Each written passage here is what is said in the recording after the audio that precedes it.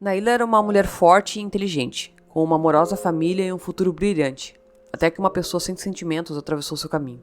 Oi gente, bem-vindos ao canal, eu sou a Roberta Hoff. O caso Naila Franklin.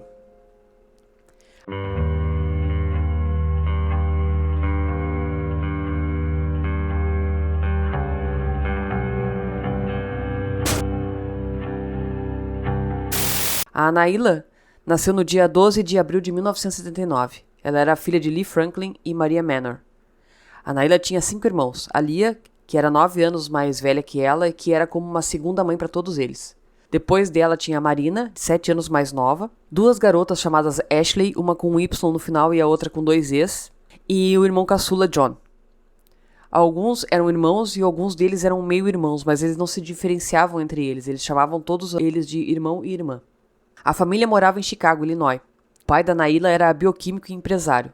Ela cresceu em uma família muito amorosa. Quando ela ainda era pequena, os pais se divorciaram, mas isso não afetou o relacionamento dela com o pai. Ela continuava encontrando o pai nos fins de semana alternados. A mãe disse que a Naila era um amuleto da sorte. Em tudo que ela tocava virava ouro. Todos os irmãos dela eram muito talentosos e cada um seguiu seu próprio caminho. A família e os amigos descreviam a Naila como confiante, inteligente, generosa e franca. Alguns diziam inclusive que ela sabia ler muito bem as pessoas. Aqueles que a amavam disseram que ela era obstinada, mas também que ela era calorosa e gentil. Após o ensino médio, a Naila foi para a Universidade de Illinois, em Urbana, onde se formou em publicidade. Só que depois de se formar, ela decidiu seguir um caminho diferente e começou a trabalhar como representante de vendas farmacêuticas da Eli Lilly. Esse tipo de trabalho pode proporcionar uma boa renda. Então a Naila era jovem, solteira e muito bem-sucedida. Ela estava vivendo o sonho de muitas pessoas. Ela até comprou uma casa em um condomínio perto da Universidade de Chicago. Tudo estava se encaixando para ela naquele momento da vida, e sua família estava orgulhosa dela. Ninguém na família dela estava surpreso com o sucesso que ela tinha na sua vida profissional. A Naila era uma beleza que tinha personalidade à altura, e por isso não era surpresa que ela não tivesse problemas para encontrar um par. Mas ela não estava apenas namorando alguém. Ela saía com homens tão bem-sucedidos quanto ela. A Naila era jovem, ganhava muito dinheiro e possuía seu próprio apartamento num condomínio. Então é claro que ela queria namorar homens que ela acreditava que se encaixavam nesse estilo de vida dela. Em maio de 2006, a Naila conheceu Reginald Potts, enquanto ela estava no bairro Golden Coast, em Chicago. O Reginald era um investidor imobiliário de sucesso. Ele dirigia um Bentley branco e morava em um arranha-céu luxuoso num bairro nobre. Ele definitivamente parecia diferente. Logo, a Naila e o Reginald começaram a namorar. Porém, a Naila não demorou muito para perceber que algo estava errado com o Reginald. Eles namoravam por vários meses, mas eventualmente ela decidiu que já estava farta dos comentários que ela disse serem arrogantes e desrespeitosos vindos dele. Havia também coisas sobre ele que ela aprendeu desde que eles começaram a se ver que eram preocupantes, e ela só não queria mais lidar com ele. Às vezes, porém, as coisas são mais fáceis de dizer do que fazer, e o Reginald continuava voltando para a vida dela, em momentos de fraqueza da Naila. Mas à medida que ela começou a aprender mais e mais sobre o Reginald, isso estava se tornando cada vez mais claro que ele não era apenas arrogante e desrespeitoso, ele era um mentiroso e uma fraude. No dia 16 de julho de 2007, a Naila enviou um e-mail para o Reginald. O e-mail se chamava Adiós. De acordo com os registros do tribunal, no e-mail ela explicou para o Reginald que ela estava farta. Ela disse que tentou várias vezes remover ele da vida dela, mas que ele sempre conseguia escapar. Dessa vez, no entanto, ela realmente estava terminando. Naila disse para o Reginald que havia chegado a hora de finalmente encerrar toda a comunicação entre eles. Ela falou sobre como ele foi decepcionante e como ele a desrespeitou ao flertar com as amigas dela. Ela disse que ele era patológico e obcecado por coisas insignificantes. Mas havia mais coisa que a Naila também escreveu. Ela disse que ela sabia que as coisas que ele havia contado a ela, desde que eles se conheceram, não passavam de mentiras. Que ele tinha um longo histórico criminal e que ele não havia contado a ela que ela acreditava que ele também tinha outra namorada durante todo o tempo que eles estavam juntos. E ainda por cima, ele também mentiu sobre não ter filhos. Ele tinha 3. E ele nunca havia contado a ela. O Reginald não era um homem que parecia ser. E ela não era o tipo de mulher que iria lidar com um homem assim. Ela estava seguindo em frente.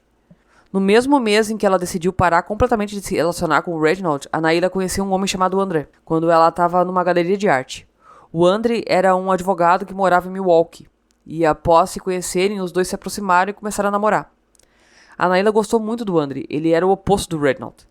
Ele era gentil e respeitoso, e eles tinham muito em comum, e se davam muito bem. Embora no início fosse um relacionamento à distância, se tornou sério e eles começaram a fazer planos para o futuro. A Naila estava feliz com o Andre, de acordo com os seus amigos e familiares, e o relacionamento deles foi revigorante, especialmente depois de ter passado pelo Reginald. Mas a Naila ainda se sentia desrespeitada pelo Reginald, e talvez houvesse uma parte dela que simplesmente não queria que ele escapasse impune do que ele estava fazendo. Ela queria que as outras mulheres na vida dele soubessem quem ele realmente era. Então a Naila encontrou informações sobre a mãe do filho mais novo do Reginald e decidiu entrar em contato com ela. Ela contou tudo sobre o relacionamento dela com o Reginald e como ela não sabia sobre ela ou os outros filhos dele. A mulher com quem a Naila falou não era apenas a mãe do filho do Reginald. Eles estavam em um relacionamento e ela ficou surpresa quando descobriu que ele estava traindo ela. Ela estava procurando uma casa para eles e não tinha ideia de que ele realmente tinha feito. Agora, muitas mulheres não ficariam felizes sobre uma mulher ligando para elas e contando sobre o fato do marido ou namorado estar traindo elas, inclusive com a mulher que está se comunicando. Mas ela ficou grata pela Naila ter contado a ela a verdade e durante os meses seguintes as duas continuaram a manter contato. No entanto, quando o Reginald descobriu sobre as comunicações da Naila com a namorada, ele ficou brabo. Ele começou a enviar e-mails ameaçadores para Naila, acusando ela de ser obcecada por ele, entre outras coisas bizarras. Ela claramente atingiu um ponto nevrálgico dele e afetou o jogo do Reginald. Ele estava tentando desesperadamente manter essa fachada de playboy, mas ela estava começando a desmoronar e as mulheres na vida dele estavam começando a descobrir isso. No dia 6 de setembro de 2007, alguém mandou para Naila um e-mail com um artigo anexado, que detalhava como o Reginald havia sido preso alguns anos antes por acusações envolvendo drogas e armas, e por ameaçar um policial que estava investigando ele por roubar carros. O artigo descreveu como, após ser deixado brevemente dentro de um prédio federal, o Reginald, que era um homem magro, escorreu das algemas e escapou. Segundo o artigo, depois que ele escapou, o Reginald ligou para o FBI para dizer que eles nunca mais o pegariam, mas eles o fizeram 2 semanas depois. Ele foi encontrado escondido debaixo de um arbusto e foi preso novamente. Depois que a Naila recebeu aquele e-mail, ela sabia que tinha feito a escolha certa a se afastar do Reginald. Mas quando ele descobriu que a Naila havia encaminhado o e-mail para as amigas, a raiva do Reginald em relação a Naila aumentou. E nos dias seguintes, o Reginald ligou para ela várias vezes e deixou mensagens irritadas. No começo, a Naila parecia não se incomodar com as ligações, e ela sabia que ele estava bravo por ela ter descoberto a verdade sobre ele. Mas inicialmente, ela não pensou que ele fosse fazer algo mais do que apenas falar. No entanto, isso começou a mudar quando as ligações começaram a se transformar em ameaças. E uma das mensagens de voz que a Naila deixou sua amiga ouvir foi o Reginald dizer a ela que ele a apagaria. Ele disse que poderia mandar alguém ir até o apartamento dela e acabar com ela. Ele disse isso em um tom agressivo e raivoso. Ele disse que se ela fizesse mais alguma coisa, se ele ouvisse qualquer outra coisa, ele iria apagar ela. Ele disse que ela iria desaparecer. Ficou claro que o Reginald estava aumentando as suas ameaças, e Naila mostrou as mensagens para a amiga porque ela queria que ela ouvisse caso algo acontecesse com ela. A amiga dela disse que enquanto elas estavam ao telefone naquele dia, o Reginald ligou novamente para Naila, e ela atendeu. Ela disse que quando a Naila voltou, ela estava com medo, e deu todas as senhas dela, pro e-mail, pro correio de voz, caso algo acontecesse com ela e a amiga precisasse acessar, ou mostrasse algo para a polícia. Não estava claro o que o Reginald disse a Naila durante aquela ligação, mas seja lá o que ele tinha dito, assustou ela. Então ela decidiu entrar em contato com a polícia e descobrir como ela poderia entrar com uma ordem de proteção contra o Reginald. Não está claro se esse relatório alguma vez foi arquivado, mas a Naila aproveitou isso como uma oportunidade para alertar o Reginald para ficar longe dela e para que parasse de se comunicar com ela. Provavelmente ela pensou que ao avisar ele que ela havia contatado a polícia, ele recuaria, especialmente considerando que ele era um criminoso. Ela enviou um e-mail para o Reginald dizendo a ele: se você chegar perto de mim, você estará de volta à prisão, eu prometo. Você é louco, você bate em mulheres, você é um valentão. Você é extremamente perigoso, mas você não vai me intimidar.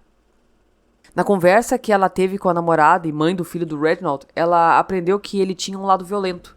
Não era só conversa. Ele era um homem raivoso e abusivo, que havia batido nela várias vezes. Depois que a Naila enviou aquela mensagem para o Reginald, parece que houve uma pausa na comunicação dele. A Naila foi até Milwaukee visitar o Andre, possivelmente com uma fuga bem-vinda depois de todo esse drama com o Reginald. Naila passou alguns dias lá, mas quando ela voltou para Chicago, ainda tinha medo do que o Reginald podia fazer com ela. No dia 17 de setembro de 2007, após retornar da sua viagem, a Naila disse a uma amiga dela que ela realmente queria obter uma ordem de restrição. Então ela mandou um e-mail para a namorada do Reginald, que também queria obter uma ordem de restrição contra ele. Ela pensou que talvez se elas pudessem fazer isso juntas, podiam fortalecer as reivindicações. No mesmo dia em que ela enviou o e-mail, a Naila também confidenciou uma amiga diferente que o Reginald havia ameaçado matá-la. Na manhã do dia 18 de setembro, a Naila acordou e mandou um e-mail para o Andre. Eles trocaram e-mails por um tempo. Ela decidiu tirar um dia de folga naquele dia e então ligou para o seu supervisor antes do meio-dia. Depois disso, porém, a Naila parou de se comunicar. De acordo com quem era próximo dela, incluindo o namorado, o Andre, ela era uma das pessoas mais confiáveis que eles conheciam. Ela sempre atendia o telefone ou enviava mensagem de texto, não importasse o que estivesse acontecendo, o que ela estivesse fazendo. Mas quando o Andre tentou entrar em contato com a Naila mais tarde, naquela tarde, ele não obteve resposta. O seu supervisor também tentou contatar ela mais tarde, mas eles também não obtiveram resposta, o que novamente foi completamente fora do comum para Naila. Depois de não ouvir nada por horas, por volta das 16 horas, a família e os amigos da Naila começaram a receber mensagens estranhas do telefone dela. As mensagens não pareciam com o que ela mandava normalmente. Cada mensagem era mais enigmática do que a anterior, e à medida que a noite avançava, as mensagens continuavam e a família e os amigos da Naila começaram a temer o pior. Onde estava a Naila e o que realmente tinha acontecido? Andre, uma amiga da Naila, e a irmã dela, a Ashley, todos receberam essas mensagens estranhas. Agora o Andre e a Ashley estavam tentando ligar para a Naila e ela não estava atendendo. Mas os dois receberam mensagens do telefone dela dizendo que ela tinha saído para jantar e que iria ligar mais tarde, o que não fazia sentido porque ela sempre atendia o telefone, não importasse o que estivesse fazendo. Vários dos seus colegas de trabalho também receberam mensagens estranhas da Naila. Eles também disseram que as mensagens não faziam sentido e alegaram que ela estava trabalhando em lugares onde eles sabiam que ela não estava naquela noite. Um ex de Naila disse que ele também recebeu uma série de mensagens estranhas do telefone dela. Ele disse que as mensagens eram completamente sem sentido. Às 19h30, ele recebeu uma ligação do telefone da casa da Naila. Ele disse que quando atendeu, uma voz que parecia da Naila disse: "Olá, você pode me ouvir? Você pode me ouvir?" Mas ele disse que a chamada estava abafada, então ele não tinha 100% de certeza de que era realmente a voz dela. Ele disse então que a ligação foi desconectada. Alguns segundos depois, seu telefone tocou novamente, mas desligou imediatamente e ele disse que quando tentou ligar de volta, o telefone foi direto para o correio de voz. Entre as 16 horas e as 21h30, uma janela de tempo de 5 horas e meia, várias pessoas da vida da Naila receberam mensagens estranhas, mas nenhuma realmente falou com ela. Depois que a comunicação foi interrompida, sua família e amigos continuaram a ligar para Naila, mas por volta das 23 horas o telefone começou a entrar direto na caixa de mensagens. Naquele momento, a Naila tinha ficado completamente silenciosa. Andre continuou tentando retornar e finalmente decidiu enviar um e-mail para ela perguntando: "Você tá viva?" em letras maiúsculas. Ele estava meio que brincando, meio que sendo sério. Era uma daquelas coisas que tu fala pra pessoa quando tu conhece muito bem a pessoa. Nesse momento, ele não tinha ideia de que a Naila realmente estava em perigo. Até o dia 19 de setembro, ninguém havia falado com a Naila mais. As mensagens que a sua família e amigos receberam no dia anterior foram perturbadoras. Mas quando a sempre confiável Naila não apareceu para trabalhar naquela manhã, o chefe dela sabia que algo estava errado. Então eles ligaram para a irmã da Naila, a Lia, para avisar ela que a Naila não tinha aparecido para trabalhar e que eles não conseguiam entrar em contato com ela desde o dia anterior. A Lia imediatamente ligou para a irmã, mas ela também não estava obtendo uma resposta, então ela decidiu ligar para os outros irmãos e para alguns amigos da Naila para ver se alguém tinha falado com ela, mas ninguém tinha. A Lia não hesitou. Depois de saber que ninguém falava com a Naila há mais de um dia, ela entrou com um pedido de apoio à pessoa desaparecida. Então ela e alguns amigos da Naila foram até o apartamento dela para ver o que estava acontecendo. Quando eles chegaram, a porta estava trancada, mas a Lia tinha uma chave, então eles puderam entrar no apartamento. E assim que eles entraram, eles souberam imediatamente que algo estava acontecendo. O café da manhã que a Naila estava tomando estava espalhado pelo balcão. E de acordo com os documentos judiciais, o apartamento estava uma bagunça. O laptop e o iPod estavam desaparecidos, e o carro dela não estava na vaga de estacionamento habitual. Naila estava desaparecida e todos os sinais apontavam para que algo tivesse acontecido com ela. E uma vez que a sua família teve certeza de que ela estava desaparecida, eles sabiam que se não fizessem disso uma prioridade, ninguém mais faria. A sua irmã Lia disse ao Dateline que ela sabia muito bem como jovens negras eram tratadas pela mídia quando desapareciam. Ela não iria deixar isso acontecer com a irmã dela. Ela não ia deixar o desaparecimento da irmã passar em branco. Lia era uma executiva de relações públicas, então ela usou seus contatos na mídia para divulgar a história da irmã no noticiário. Um dia depois, a reportagem da história de Nayla, da desaparecida, começou a aparecer nas manchetes locais. E assim que as notícias e o público tomaram conhecimento da história, a busca por ela começou. A foto dela estava em todas as manchetes locais, e a polícia começou a investigar os movimentos e as pessoas na vida dela. Eles conversaram com o Andre, que estava em Milwaukee na época, e ele foi rapidamente descartado como suspeito. Eles também falaram com os irmãos e os amigos que transmitiram as informações sobre receber aquelas mensagens estranhas da Nayla. No dia seguinte ao início da cobertura das notícias, a polícia teve a sua primeira chance no caso de desaparecimento da Nayla. Em um beco, um transeunte estava andando quando avistou uma caixa de remédios, amostras do medicamento Cymbalta da Eli Lilly. As caixas estavam completamente fora de lugar. Mas depois de assistir ao noticiário e saber sobre o desaparecimento da representante farmacêutica, ele decidiu chamar a polícia. Mas quando a polícia chegou para recolher as caixas, elas desapareceram misteriosamente. Mas o beco ficava apenas alguns quarteirões longe de onde o Reginald Potts morava, e nos próximos dias os investigadores estavam começando a aprender mais sobre o Reginald. 2 dias depois do desaparecimento da Nayla, Reginald contatou a polícia e se ofereceu para ir lá na delegacia falar com eles. Foi uma boa notícia para os detetives, porque eles queriam falar com ele. Quando o Reginald se sentou com os investigadores, ele cooperou, mas negou ter qualquer envolvimento com o desaparecimento da Nayla. Ele disse que eles haviam namorado, mas decidiram seguir caminhos separados quando ele descobriu que a outra mulher que ele estava vendo estava grávida.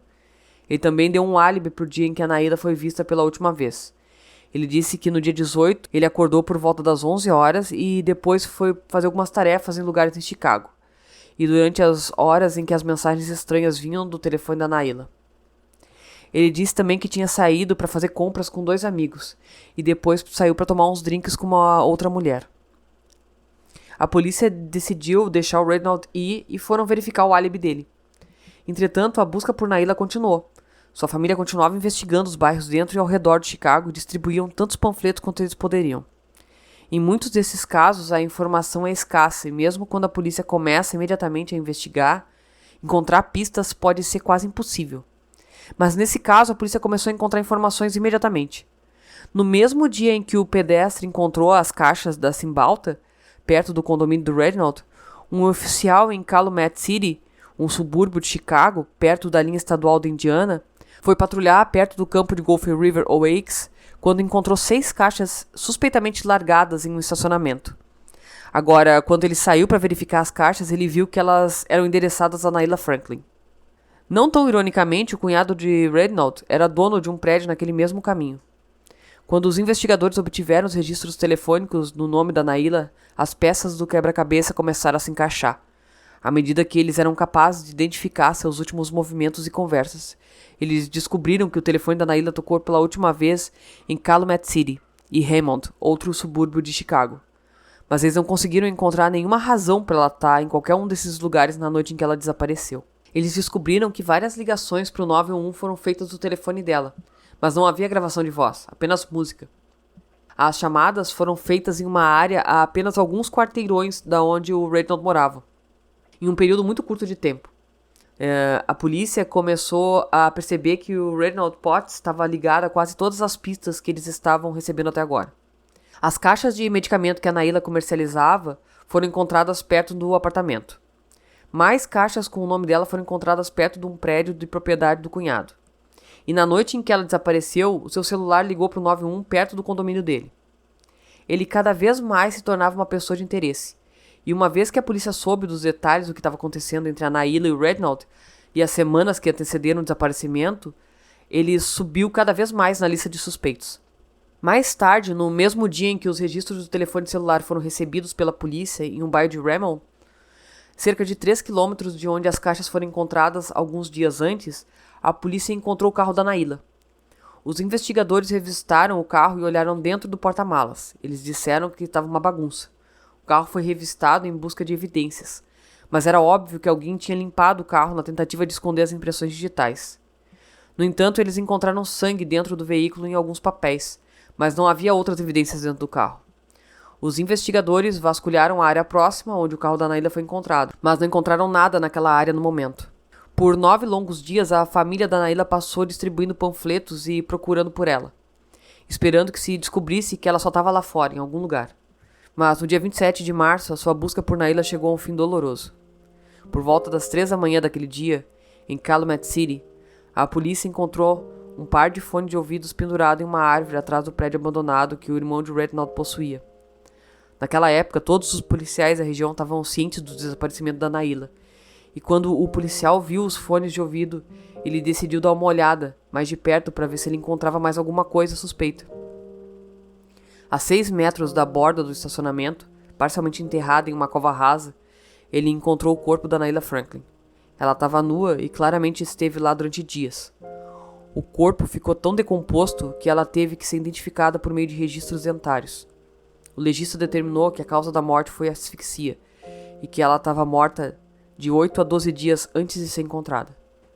Depois que o corpo da Nayla foi encontrado, a polícia começou a investigar a pessoa de interesse, Reginald Potts. As evidências, embora circunstanciais, foram analisadas. As testemunhas do prédio da Nayla se lembram de ter visto Reginald lá vários dias em uma briga com ela antes do seu desaparecimento, o que foi o oposto que o Reginald havia dito a eles. Ele disse que não viu ou falava com a Nayla desde o dia 7 ou dia 8 de setembro. Uma testemunha viu ele no estacionamento no dia 16 de setembro, sentado dentro do Bentley. No dia 17, outra testemunha viu ele vagando pelos corredores do prédio. Mais tarde naquele dia, uma segurança encontrou ele na escada, depois de ter relatos de um homem suspeito no prédio. Quando ela encontrou Reginald, ele disse a ela que ele estava fumando um cigarro, mas ele não cheirava como se estivesse fumando ou nem parecia estar com cigarros na mão. Ele então disse a ela que o seu sobrenome era Johnson e que ele morava na unidade 403. A guarda, porém, não acreditou nele e chamou a polícia. Mas quando a polícia chegou, o Reginald já havia ido embora. Mas eles descobriram que a fechadura da porta da garagem tinha sido adulterada. Depois de confirmar com as testemunhas que Reginald foi visto dentro e ao redor do prédio onde a Nayla morava, poucos dias antes dela desaparecer, os investigadores olharam as imagens da câmera de vigilância. E eis que, por volta das 12 horas do dia 18 de setembro, a câmera de vigilância capturou imagens de Nayla entrando no estacionamento com Reginald. Um pouco depois das 13 horas, os dois são vistos novamente na filmagem. A Nayla estava andando na frente do Reginald, mas logo eles saem da área da câmera. 4 horas depois, Reginald é visto novamente no prédio da Nayla, mas desta vez ele está sozinho e é visto carregando um laptop. A próxima vez que alguém viu Reginald foi por volta das 22h30. Quando um segurança o viu saindo do prédio por um corredor dos fundos até a garagem onde ele partiu. 2 dias depois que o corpo da Nayla foi encontrado, a polícia foi até o apartamento de Reginald para revistar, e ao entrar eles encontraram o iPod e o laptop da Nayla, e mais tarde eles descobriram que o nome do iPod foi adulterado, de iPod de Nayla para iPod de Reginald, no dia 19 de setembro. O caso contra o Reginald estava aumentando. Relatos de testemunhas e vigilância o colocaram no prédio de Nayla no dia em que ela desapareceu. E pelos dados do telefone celular foram confirmados que o telefone do Reginald estava tocando na mesma torre que o da Nayla no mesmo momento. Mas o Reginald afirmou ter um álibi incontestável, que incluía amigos dele.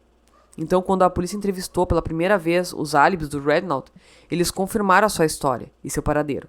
Mas depois de serem entrevistados por algumas horas, um dos amigos acabou admitindo que havia mentido e que Reginald não estava com eles. Depois de tudo que a polícia reuniu nas semanas desde que o corpo da Nayla foi encontrado, eles sabiam que era hora de trazer o Reginald de volta para um novo interrogatório. Durante esse novo interrogatório, eles confrontaram com evidências que haviam encontrado, mas o Reginald continuou a negar o seu envolvimento na morte da Nayla. Ele acusou a polícia de tentar incriminar ele e disse que eles haviam feito Photoshop nas fotos da vigilância. Ele disse que as testemunhas estavam mentindo. A polícia, no entanto, tinha mais do que o suficiente para acusar o Reginald, e assim, no início de dezembro de 2007, Reginald Potts foi acusado de assassinato de Nayla Franklin. A prisão foi um grande alívio para os familiares e amigos que sabiam, sem dúvida, desde o início que o Reginald foi o responsável pelo que aconteceu com ela. Porém, mesmo depois de ele estar atrás das grades, passariam 8 longos anos antes que ele fosse a julgamento. Nos anos seguintes à sua prisão, Reginald causou atraso após atraso. Ele contratava e demitia advogado no meio do julgamento. Ele até tentou se defender. Ele usou todos os truques que ele pôde encontrar para atrasar o seu julgamento ano após ano. Ele até tentou despertar a simpatia do público sobre seu tratamento na prisão. E levantou dúvidas sobre o seu envolvimento no assassinato da Nayla. Mas depois de 8 anos, em 28 de outubro de 2015, o julgamento de assassinato de Reginald Potts começou. O Estado teve que superar um caso circunstancial com pouca evidência forense, mas as evidências que eles tinham eram claras e convincentes, incluindo testemunhas oculares, que testemunharam sobre o seu comportamento abusivo. A defesa tentou apresentar dúvida razoável, eles apontaram para a falta de evidências forenses e questionaram os dados dos celulares apresentados pelo Estado. O julgamento durou 2 semanas, mas demorou apenas 2 horas e 15 minutos depois que o júri começou a deliberar para que eles considerassem o Reginald culpado. Depois de 8 anos, finalmente a justiça foi feita. Em sua sentença, o juiz chamou o Reginald de frio, calculista, covarde e um vigarista que deveria ser punido. Ele então condenou o Reginald Potts à prisão perpétua, sem possibilidade de liberdade condicional. Ele está agora em um centro correcional do estado de Illinois, onde passará o resto da sua vida. A bela vida da Nayla Franklin teve um fim brutal e aterrorizante, depois de conhecer um homem que fingia ser alguém que não era. Muito depois de seu desaparecimento, Reginald foi despejado daquele condomínio de luxo, e a polícia descobriu que o Bentley que ele dirigia pertencia a outra pessoa. Ele era uma fraude, um mentiroso, um vigarista, como o juiz disse. E ele enganou muita gente, mas não conseguiu enganar a Nayla. Ela era inteligente demais para isso. E quando descobriu quem ele era realmente, ele decidiu que iria matá-la. Ela o estava expondo por todas as coisas que ele não era, e isso o enfureceu. Nayla era tudo o que ela parecia ser. Ela era linda, bem-sucedida, gentil, amorosa e bem amada. Ele poderia simplesmente ter ido embora, percebido que havia sido pego e seguido em frente para o seu próximo golpe. Mas ele era mau e queria levar as coisas mais preciosas que a Nayla tinha, que era sua vida. A Nayla foi muito corajosa, mas eu acho que ela deveria ter se preservado mais. Conseguido mais provas, juntado mais pessoas para irem à polícia e denunciar esse monstro. Tá certo que tem toda uma burocracia quando se quer prender um agressor. Vários casos mostram isso. E infelizmente ela, sendo uma mulher negra, dificultava as coisas para ela. Ainda assim, acredito que foi mais um erro da polícia e não ficar em cima desse cara. Bom, gente, esse foi o caso de hoje. Não se esquece de deixar um like, me ajuda muito. Se inscreve caso ainda não seja inscrito no canal, ativa o sininho das notificações para saber sempre que eu postar vídeos novos e compartilha com quem você acha que pode gostar desse tipo de conteúdo. Lembre-se, se cuidem, fiquem bem, beijos.